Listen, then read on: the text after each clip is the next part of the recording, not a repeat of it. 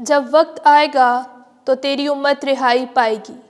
پاک کلام میں سے آج کی ہماری پہلی تلاوت دانیال نبی کی کتاب اس کا 12واں باب پہلی تا تیسری آیت مقدسہ۔ انہی ایام میں تیری امت کے فرزندوں کا حامی میکائیل مقرب فرشتہ اٹھے گا۔ وہ وقت ایسی تکلیف کا ہوگا کہ ابتدائی اقوام سے لے کر اس وقت تک کبھی نہ ہوا ہوگا، پر انہی ایام میں تیری امت رہائی پائے گی۔ بلکہ ہر ایک جس کا نام کتاب میں مرقوم ہو، اور جو خاک میں سو رہے ہیں ان میں سے بہت جاگ اٹھیں گے، بعض حیات ابدی کے لیے اور بعض رسوائی اور ابدی ذلت کے لیے۔ دانشور نور فلک کی مانند چمکیں گے، اور جن کی کوشش سے بتھیرے صادق ہو گئے وہ ستاروں کی مانند ابدالآباد تک روشن رہیں گے۔ پاک کلام کے پڑھے اور سنے جانے پر خدا کی برکت ہو۔ زبور 16 جماعتی جواب۔ اے خدا میری حفاظت کر، میں تیری پناہ لیتا ہوں۔ خداوند میری میراث اور میرے جام کا حصہ ہے، تو ہی میرے بکھرے کا نگہبان ہے۔ میں ہر وقت خداوند کو اپنی نگاہ میں رکھتا ہوں۔ جب وہ میری دہنی طرف ہے تو میں جنبش نہ کھاؤں گا۔ جماعتی جواب۔ اے خدا میری حفاظت کر، میں تیری پناہ لیتا ہوں۔ اس لیے میرا دل خوش اور میری روح شادمان ہے، بلکہ میرا جسم بھی امن سے رہا کرے گا، کیونکہ تو میری جان کو عالم اسفل میں نہ چھوڑے گا اور نہ تو اپنے مقدس کو سڑنے ہی دے گا۔ جماعتی جواب۔ اے خدا میری حفاظت کر، میں تیری پناہ لیتا ہوں۔ تو مجھے زندگانی کی راہ اپنے حضور میں خوشی کی بھرپوری اور اپنے دہنے ہاتھ پر دائمی سرور دکھائے گا۔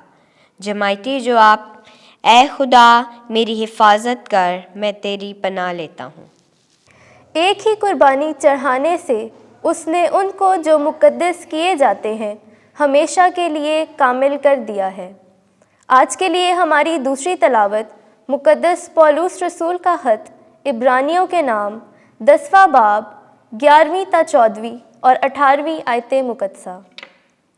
اے بھائیو، ہر ایک کاہن تو ہر روز کھڑا ہو کر عبادت کرتا ہے اور بار بار وہی قربانیاں گزرانتا ہے جو ہرگز گناہ مٹا نہیں سکتی، لیکن یہ گناہوں کے لیے ایک ہی قربانی چڑھا کر ہمیشہ کے لیے خدا کی دہنی طرف بیٹھا ہے اور منتظر ہے کہ اس کے دشمن اس کے پاؤں کی چوکی کر دیے جائیں، کیونکہ اس نے ایک ہی قربانی چڑھانے سے ان کو جو مقدس کیے جاتے ہیں ہمیشہ کے لیے کامل کر دیا ہے۔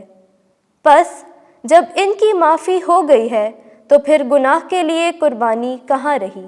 پاک کلام کے پڑھے اور سنے جانے پر خداوند کی برکت ہو۔ خداوند آپ کے ساتھ ہو۔ انجیل مقدس مرکز کے مطابق اے خداوند تیری تمجید ہو۔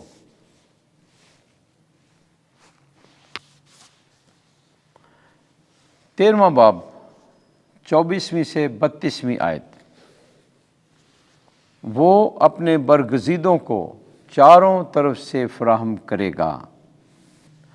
ایک دن یسوع نے اپنے شاگردوں سے کہا، ان دنوں میں اس مصیبت کے بعد سورج تاریک ہو جائے گا اور چاند اپنی روشنی نہ دے گا، اور آسمان کے ستارے گریں گے، اور جو قوتیں آسمان میں ہیں وہ ہلائی جائیں گی، اور تب لوگ ابن انسان کو بادلوں پر بڑی قدرت اور جلال کے ساتھ آتا دیکھیں گے۔ اور اس وقت وہ اپنے فرشتوں کو بھیج کر اپنے برگزیدوں کو زمین کے افق سے لے کر آسمان کے افق تک چہار ارکان سے فراہم کرے گا۔ اب انجیر کے درخت سے یہ تمثیل سیکھو، جو ہی اس کی ڈالی نرم ہوتی اور پتے نکلتے ہیں تو تم جانتے ہو کہ گرمی نزدیک ہے۔ اسی طرح تم بھی جب یہ ہوتے دیکھو تو جان لو کہ وہ نزدیک بلکہ دروازے پر ہے۔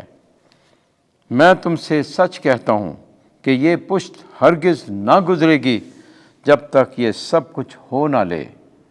آسمان اور زمین ٹل جائیں گے لیکن میری باتیں نہ ٹلیں گی۔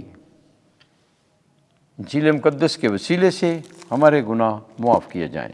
اے مسیح تیری ستائش ہو۔